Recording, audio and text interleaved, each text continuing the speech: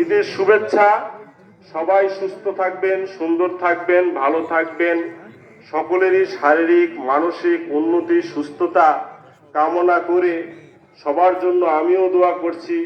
আমি পাশাপাশি নবনির্বাচিত কমিটির জন্য আপনাদের সহযোগিতা, অর্থনৈতিক, শারীরিক, মানসিক সব মিলে আশা ব্যক্ত করি। এবং পাশাপাশি আর একটা কথা বলি, আমাকে আপনারা বড় কিছু ভাববেন না, আমাকে সভাপতি হিসেবে না ভেবে ভাববেন আমি এই মাঠের একজন খাদেম, এই মাঠের একজন কর্মী।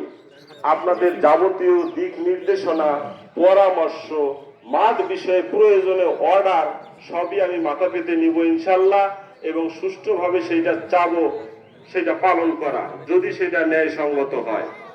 তো যাই হোক, আর একটা বিষয় আপনাদেরকে বলে রাখি, আমাদের কমিটি এখনো পূর্ণাঙ্গ হয়নি, সবেমাত্র সাধারণ সম্পাদক আর সভাপতি হয়েছে। পরবর্তীতে আরো 9 জনকে নিয়ে 11 সদস্য বিশিষ্ট কমিটি হবে।